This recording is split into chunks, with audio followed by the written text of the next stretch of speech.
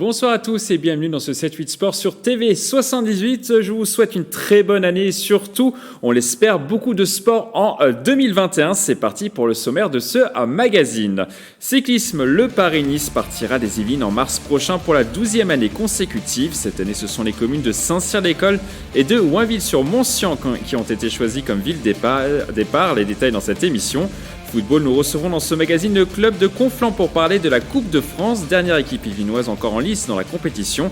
Nous reviendrons notamment sur la formule inédite proposée par la Fédération française pour permettre à la compétition d'aller jusqu'au bout. Tennis, coup de projecteur sur l'un des sportifs à suivre cette année, son nom Antoine Guibaudot. La pépite yvelinoise a participé en 2020 à Roland-Garros Junior, focus à suivre. L'actualité sportive, c'est maintenant sur TV78.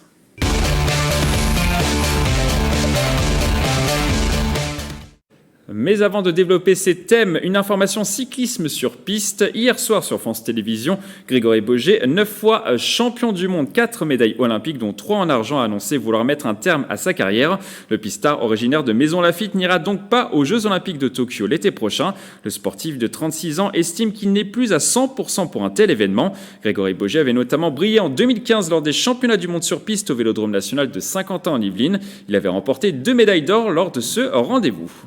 On continue à parler à cyclisme, mais sur route cette fois-ci. C'est désormais une tradition dans les Yvelines. La course cycliste Paris-Nice passera une nouvelle fois par le département au mois de mars. Cette année, ce sont les villes de Saint-Cyr-l'École et de Oinville-sur-Montcian qui ont été choisies comme ville départ. Les détails, un montage de Rémi Lefebvre. L'histoire d'amour entre les Yvelines et Paris-Nice continue. Pour la 12e année consécutive, le département va accueillir la course au soleil en mars prochain. Le parcours a été officiellement dévoilé ce mercredi 6 janvier et cette année, c'est la ville de Saint-Cyr-l'École qui ouvrira cette édition 2021 pour une étape à travers les Yvelines. Le départ de l'étape sera au niveau de l'école militaire. Après, on fera une boucle de 60-70 km à parcourir 2 fois. Et donc l'arrivée sera jugée en faux plat montant dans le cœur de ville, pas très loin de la ligne de départ, mais en cœur de ville, en léger faux plat, donc en venant de Versailles. Donc un clin d'œil aussi au château de Versailles en passant. Et puis une belle arrivée, oui, c'est ce que je disais, en faux plat montant. Le lendemain, le peloton s'élancera de la commune de Oinville-sur-Montcian dans le nord du département pour une étape de 188 km en direction du Loiret. Une grande première pour ce village de 1000 habitants situé dans le parc naturel régional du Vexin français. Très beau cadeau de Noël, voilà, même si Noël vient de passer, non, mais c'est vraiment un très très beau cadeau de Noël et on va se faire un plaisir collectivement et moi individuellement, un grand plaisir pour ce 8 mars et on va mettre tous les moyens qu'on peut avoir et notre envie. Je trouve que c'est bien la démonstration que c'est pas que les grandes communes dans les Yvelines qui font les Yvelines, les petites communes, les communes moins peuplées y participent. La commune pourra voir des stars du cyclisme français et international. Le Slovène Primož Roglič, deuxième du dernier Tour de France, a déjà annoncé vouloir ouvrir sa saison par ce Paris-Nice 2021. Vous l'avez vu pendant cette conférence de presse, Christian Prudhomme, le directeur du cyclisme chez ASO, était présent pour présenter et détailler cette course. Nous l'avons rencontré quelques minutes après la fin de cette conférence. C'est notre Interview Express.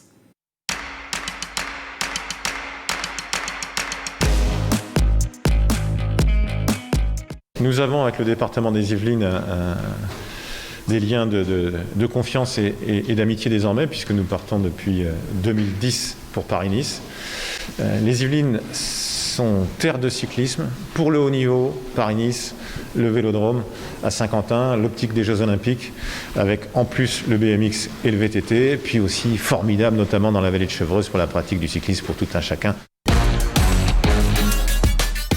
En ce début du mois de janvier 2021, nous avons moins d'indications de la part des équipes sur les coureurs qui seront au départ parce que la pandémie est là, parce qu'ils n'ont pas pu établir leur planning de course avec les coureurs qui seront dans telle ou telle épreuve dès maintenant et parce que, par exemple, pour certaines équipes, ils ne peuvent pas récupérer aujourd'hui leurs coureurs sud-américains ou leurs coureurs qui sont dans les îles britanniques.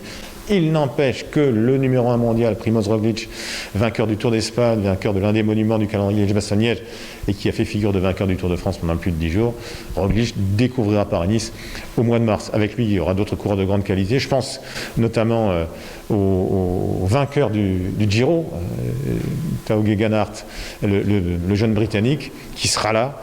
Je pense aussi à Jane Lay, qui était l'une des révélations l'Australien du Giro également.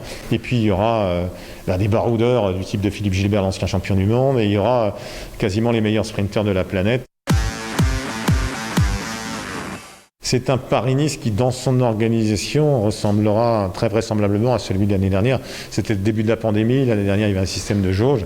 Grâce au département de les Yvelines et aux collectivités de tout Paris-Nice, mais des Yvelines, nous avions pu nous adapter. Il y avait des jauges qui ont changé, trois systèmes de jauges différents pendant les 8 jours de la course, une dernière étape qui n'a pas eu lieu. Bref, nous avons évidemment plus que l'espoir d'organiser l'épreuve complète cette année, mais avec ces mesures de gestes barrières, de distanciation, de système de bulles, bref.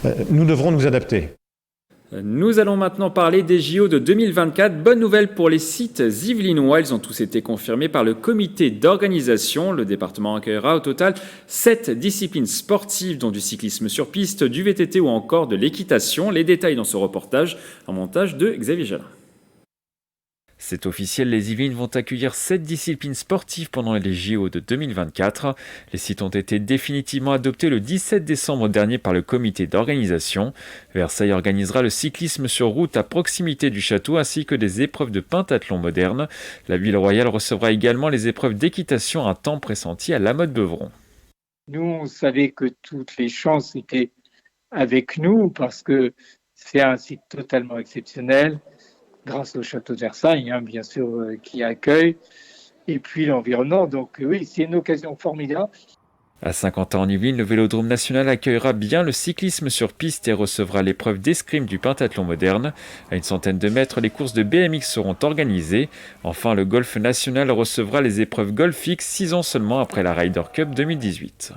Ce qu'il y a de bien par rapport aux Jeux Olympiques, c'est que ça va toucher certainement on va dire un public un petit peu plus large que la Ryder Cup, parce que la Ryder Cup, peut-être que ça a touché uniquement un public d'avertis, de golfeurs, alors que les Jeux Olympiques peut-être toucher des personnes qui peut-être ne seront pas susceptibles de penser au golf en tant qu'activité olympique. Enfin, la colline d'Elancourt et ses 230 mètres d'altitude accueillera les épreuves de VTT en 2024. Une nouvelle attendue depuis de longs mois par le VCE Sky Team Vousser, le club local qui organise chaque année la Revancharde, une compétition cycliste sur le site. C'est nous honorer parce que ça fait 25 ans qu'on est sur ce terrain-là. On a fait la première Revancharde et on est les seuls utilisateurs qui font du VTT ici en compétition. Et pour nous, c'est une grande réussite, c'est un bonheur partagé par tous les adhérents du club. Les Yvelines seront aussi hôtes de 2 sites paralympiques. Le para-équitation sera programmé dans le parc du château de Versailles et le Vélodrome national de Saint-Quentin-en-Yvelines accueillera les épreuves de paracyclisme sur piste. De la voile à présent, le skipper Louis Burton est toujours en course sur ce Vendée Globe. Le sportif originaire de Rambouillet a passé avec son bureau valet le Cap Horn pendant les fêtes et il est maintenant au large du Brésil. Au classement, l'Yvelinois est actuellement 5e à moins de 400 km du leader Yannick Bestaven. Le navigateur a enregistré cette vidéo pour expliquer sa situation. Regardez. Voilà, des transitions dans des fronts pavots avec plein de brume, etc. Et puis là, ça y est...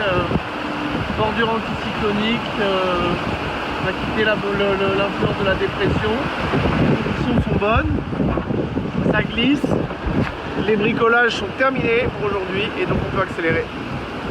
Bye bye. Louis Burton devrait arriver dans 2 grosses semaines au Sable d'Olonne pour boucler son tour du monde. Changement de décor, une autre aventure est en train de se dérouler en ce moment en Arabie Saoudite, le Dakar 2021. 2 Yvelinois participent à ce rendez-vous. Jean-Pierre Garcin, 57 ans, originaire de Montesson, est le copilote de Christian Lavieille chez MD Rally Sport. C'est sa 22e participation. Il y a également Jean-Pierre Strugo sur PH Sport, le pilote de 74 ans et lui originaire de Chatou. Il a découvert le Dakar en 1985. Jean-Pierre Garcin est actuellement 10e du classement général et Jean-Pierre Strugo est 34e. Cette 43e édition se terminera ce vendredi 15 janvier. La compétition est particulière cette année avec le décès de Hubert Auriol ce dimanche à l'âge de 68 ans. La légende du Dakar avait notamment remporté l'épreuve à 3 reprises avant de devenir le directeur de 1995 à 2004. Nous allons maintenant parler d'une autre aventure, celle de la Coupe de France de football. Cette édition 2021 sera décidément inédite pour tenter d'organiser jusqu'au bout la compétition vu le contexte sanitaire et le retard accumulé. La Fédération française a décidé de revoir la formule. Il y aura d'un côté les clubs professionnels et de l'autre les clubs amateurs. Les 2 parcours fusionneront au stade des 8e de finale au lieu des 32e de finale comme d'habitude. Dans les Yvelines, un seul club est encore concerné par cette Coupe de France. C'est le club de Conflans qui doit affronter au 6e tour le club de Vitry. Les deux équipes évoluent en R1. Pour nous parler de cette situation, nous recevons sur ce plateau l'entraîneur Karl Prizot et le défenseur Sofiane Chentouf. Bonsoir. Bonsoir. Alors Karl Prizot, qu'est-ce que vous pensez de ce calendrier ? Écoutez, la Fédé, parce que c'est la Fédé qui s'en occupe, essaie de faire le maximum pour qu'on puisse être dans les meilleures conditions afin de pouvoir continuer la compétition. Mais c'est assez compliqué parce qu'on est dans le flou. Et tant qu'on n'a pas de date, nous on a du mal à se projeter. Vous avez du mal à vous projeter vous aussi au niveau des joueurs ? Oui, parce que comme on s'entraîne, mais bon, il n'y a pas de réel objectif. Comme on n'a pas la date, on ne sait pas pour quelle période on se prépare, quoi. Et là, ça se passe comment, du coup, le quotidien ? Le quotidien, on a essayé de le reprendre fin novembre. Alors, pour vous donner un ordre d'idée, on leur a... Je rappelle pour les téléspectateurs, on vous avait reçu fin octobre, du coup, pour ce match de Coupe de France qui devait se dérouler le 1er novembre. France, ouais, c'est ça. Donc, après les mesures sanitaires du gouvernement, on a fait comme tout le monde, confinement. Donc, on a repris à partir du 28 novembre, c'est ça, c'est ça. À partir du 28 novembre, par petits groupes. Une petite préparation, on a commencé à accentuer parce qu'on était un petit peu optimiste aussi sur la situation. Donc on s'est dit qu'on allait jouer peut-être début janvier, cette Coupe de France, sur le premier week-end de janvier, parce que c'est ce qui était prévu. Et puis finalement, ça ne s'est pas amélioré. Et puis couvre-feu le 15 décembre, et là on ne pouvait plus s'entraîner. Donc quotidiennement, on s'entraîne le week-end, le samedi et le dimanche. On fait beaucoup de jeux, mais encore une fois, on reste dans le flou. Et cette Coupe de France, finalement, on voit qu'on est encore dans le flou. On pensait peut-être qu'elle allait se jouer peut-être au mois de janvier. Finalement, on parle peut-être de février, de mars. Finalement, cette Coupe de France, il fallait l'annuler peut-être selon vous, ou c'est finalement une bonne formule ce que la Fédération française a proposé ? C'est une bonne formule parce que ça nous permet de pouvoir espérer aller encore plus loin. Comme on reste entre clubs amateurs à peu près. Et le seul souci, c'est qu'il y a des équipes qui n'ont pas arrêté l'entraînement et nous, on a arrêté un peu. Donc au final, on ne sait pas. Il y aura une différence physique au bout d'un moment. On parlait de peut-être l'annuler, cette Coupe de France. Karl Prizot, est-ce qu'il fallait l'annuler peut-être, cette Coupe de France ? Tant qu'il y a de l'espoir, pourquoi l'annuler ? Après, plus le temps avance, plus ça paraît compliqué, parce que je pense qu'il y a une organisation d'abord pour les professionnels, parce qu'il y en a qui sont engagés dans les Coupes d'Europe, tout ce qui va avec. Finalement, à quel moment on peut vraiment se projeter pour pouvoir la jouer, cette Coupe de France ? Donc, est-ce qu'il faut l'annuler ? Sincèrement, je ne suis pas le mieux placé pour le dire, mais plus le temps avance, ça risque d'être compliqué à un moment donné. Ouais. Est-ce qu'il y a une deadline peut-être, je ne sais pas, un moment où ça ne sera plus possible selon vous, vous qui êtes un club amateur ? C'est très compliqué. C'est une situation inédite quand même. Personne n'a de réponse. Même les instances n'ont pas de réponse. Donc nous qui sommes amateurs au Conflans Football Club, il est très compliqué. En plus, c'est quand même une compétition qui tient... où les dirigeants aiment cette compétition, elle tient à cœur à notre présidente par exemple, donc elle aimerait qu'on la joue, on a envie de la jouer parce on est des compétiteurs, en termes, dans la tradition aussi c'est bien, c'est sympa parce que c'est une belle aventure, et puis sur l'aspect sportif, sur l'aventure qu'on avait mis en place et qu'on est en train de vivre, c'est un petit peu frustrant. Donc pour en revenir à votre question, est-ce qu'il faut l'annuler à un moment donné ? Tant qu'on n'a pas de date, on peut pas se prononcer. En plus, vous étiez sur un parcours historique, on peut le dire, pour le club. Vous pouviez même espérer atteindre le tour suivant. Vous êtes face à une équipe de Vitry qui est de votre niveau, qui est en R1. Vous auriez pu prétendre à aller plus loin, peut-être, dans la compétition. C'est ça, tout était possible. Vu que c'était une équipe de notre niveau, ça touche juste sur un match. Et sur un match, tout est possible. Il y a également du coup ce problème aussi de public, aussi c'est une aventure humaine, vous le disiez juste avant Karl Prizot. Il y a souvent dans ces matchs de Coupe de France le public qui vient voir le club de sa ville. Là, cette fois-ci, il n'y aura sûrement peut-être pas de public, peut-être dans ces prochains tours de Coupe de France. Ouais, il n'y aura pas de public, donc après, les pros aussi le vivent. Donc, est-ce que c'est peut-être plus triste pour vous, club amateur ? Écoutez, oui, c'est triste, mais après... qu'est-ce qui fait vivre un footballeur ? C'est la compétition. Donc au-delà du plaisir du jeu, il y a la compétition, il y a le vestiaire. Donc sincèrement, tant qu'on est sur le terrain, on est content. Déjà, le fait de se retrouver le week-end à s'entraîner, faire du jeu entre nous, se retrouver, c'est un réel plaisir. Donc après, on donne une date, on dit on joue, on va être content. Après, il y a l'autre aspect qu'il faut prendre en compte, même si on n'y est pas encore, c'est qu'il y a des clubs qui ne se sont pas arrêtés, comme disait Sofiane.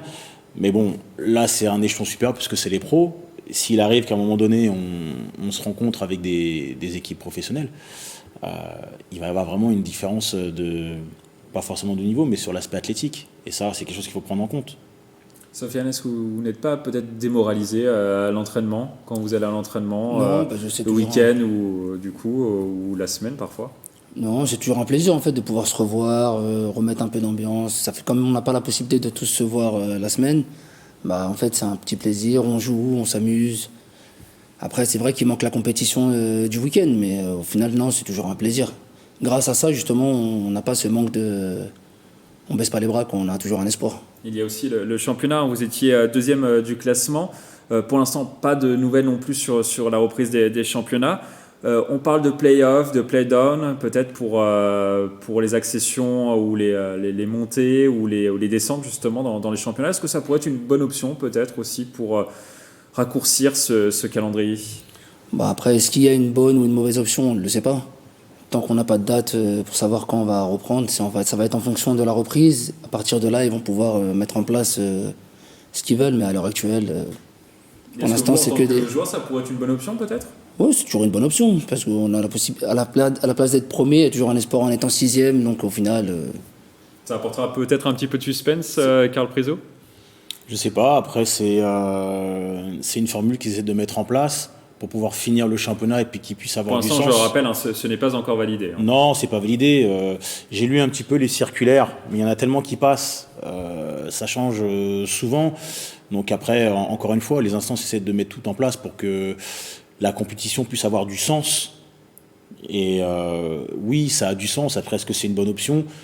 Sofiane le dit, il suffit qu'on finisse sixième sur les matchs allés, on se retrouve au play-off et puis...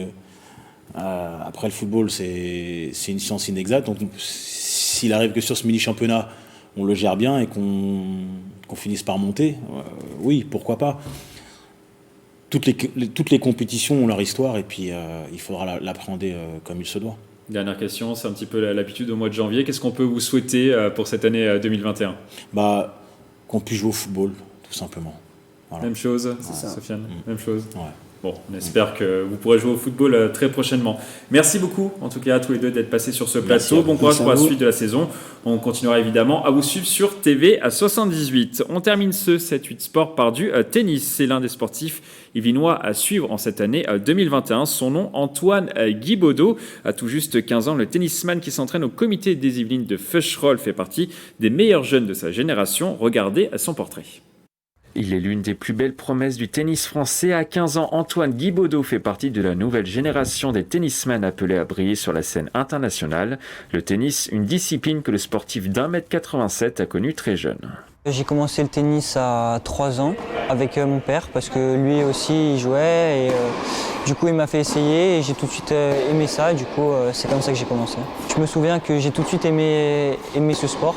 Très rapidement, Antoine s'inscrit dans le club de sa ville Saint-Léger-en-Yvelines avant de partir au Perret-en-Yvelines. Aujourd'hui, ce spécialiste des surfaces dures et fan de Raphaël Nadal s'entraîne quasi quotidiennement au comité des Yvelines de Feucherolles, en étant licencié au tennis club des Loges à Saint-Germain-en-Laye. Ma journée en général, c'est je m'échauffe 30 minutes. Après, je fais 2 heures de tennis. Je refais 2 heures de physique et 2 heures de tennis après. Et je finis souvent par de la récupération, 30-45 minutes. Un entraînement payant, le sportif qui sert à plus de 185 km/h a été ces dernières années champion d'Europe par équipe et champion de France. Il a également atteint les demi-finales des Petits As. Antoine Guibaudot a également participé en 2020 pour la première fois à Roland-Garros Junior. Le tennisman a été éliminé au 3e tour. Forcément, c'est mon rêve de jouer ces tournois-là et d'essayer de les gagner aussi. Du coup, ouais, forcément, c'était une super expérience et j'ai eu beaucoup de chance de pouvoir le faire. Satisfait, oui, mais après, j'aurais bien aimé aller plus loin quand même. Parce que le but, c'est quand même pas de se contenter d'une victoire au premier tour, mais d'essayer de gagner les tournois comme ça. En 2021, Antoine Guibaudot a de grandes ambitions. Il espère participer aux différents grands chelems et notamment à Roland-Garros Junior. Et il envisage également de disputer des tournois sur le circuit professionnel mondial. Des étapes importantes pour atteindre son objectif, être numéro 1 mondial. C'est la fin de cette émission. Merci de l'avoir suivi. On se retrouve bientôt pour un nouveau magazine. Encore une très belle année 2021. Très belle soirée sur TV78.